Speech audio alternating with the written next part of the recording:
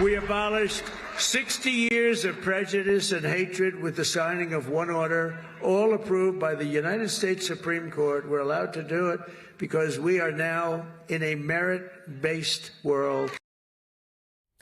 That was President Trump today boasting about ending hiring protections for federal contractors. And by doing so, he highlights the stark reality we face. It took him days to reverse decades of hard-fought progress on civil rights. On Tuesday, Trump revoked an executive order signed by President Lyndon Johnson in 1965 that banned federal contractors from discriminating on the basis of race, gender, or religion. On Wednesday, Trump's acting attorney general told the Justice Department to pause all civil rights cases and settlements. The acting AG also called for a review of the newly signed consent decrees with police departments in Minneapolis and in Louisville, Kentucky. Both cities' mayors say they plan to carry out reforms even without the federal government. On Thursday, Trump pardoned 2 D.C. police officers convicted of misconduct in the death of an unarmed black man in 2020. The officers pursued 20-year-old Karen Hilton Brown for riding his moped on the sidewalk and tried to cover up their role in his death. And then yesterday, we learned all DEI and environmental justice offices and positions in the federal government will be terminated within 60 days. All of Trump's corrosive actions against civil rights so far this week send an unmistakable signal. The federal government can no longer be counted on to defend the rights of all of its citizens, especially if they are not white, cisgender, straight, and male. Joining me now, the Reverend Al Sharpton, host of Politics Nation on MSNBC and founder and president of the National Action Network. He's also the author of Righteous Troublemakers, Untold Stories of the Social Justice Movement in America. Rev, there is no better person for me to talk to about this. Just your reaction. I didn't see your show, so I'm sure you talked about this. Oh, yeah. To Donald Trump, President Trump saying he erased 60 years of prejudice. It shows a profound bias, but even a more profound ignorance, because the Civil Rights Act that Lyndon Johnson signed, and then his protection that was revoked by Trump, that he signed 60 years ago, was to respond to bias and to respond to exclusion. In many cases, by law. You must remember, there were laws saying blacks couldn't do certain things, laws against LGBTQ, laws against women in some places. So for him to act like that now we're dealing with merit, we had merit, we just didn't have access to show our merit.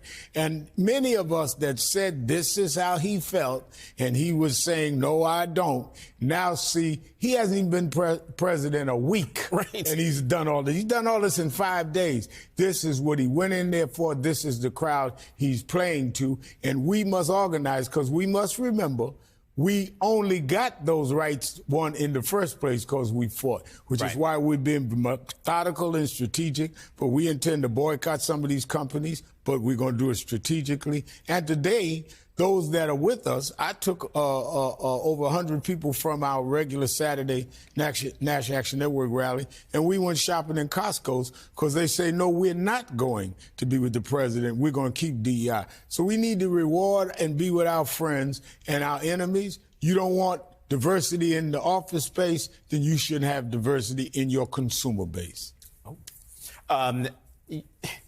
There's so much to be worried about, just in the realm of civil rights. But I have to tell you, I did audibly gasp when I saw the news that he ended all civil rights cases and settlements. Why?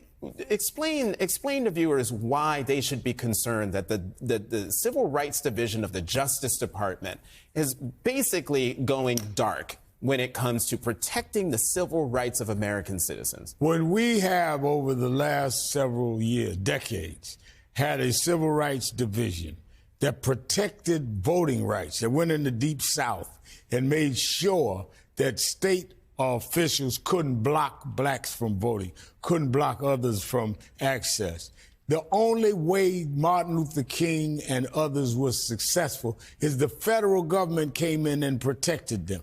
That's what a little thing, and I'm being facetious, called the Civil War was about. The Union rather than separate Confederate states. We're going back to a Confederate model now of states not having to worry about that the federal government will come in. The other thing that is an insult to the intelligence of American people, whether you're Republican or Democrat, is on the same week that you're going to pardon people that beat up police officers, that led to one police officer dying, and that assaulted people, put feces in members of Congress' office, you are now going to say, I'm removing a Civil Rights Bureau that would protect citizens, and I'm letting some cops go that killed a man on a moped. So I'm going to let these violent criminals be pardoned. But I'm going to make sure that no one else can even have access to the federal government assuring their justice. Now, this is as twisted as you can get. I got two questions for you. We don't have time. I'm going to ask these two questions. One, I'm sorry, but if the January 6th rioters had actually been Antifa and, pro-left people that all the conspiracy theories say they were, do you think these folks would be pardoned? No, not only pardoned, he would have said they didn't get enough time if they had been prosecuted and give time. But even to take your question another step, he's called nonviolent people violent. Right. He's called us a bunch of names, and we have not had violence.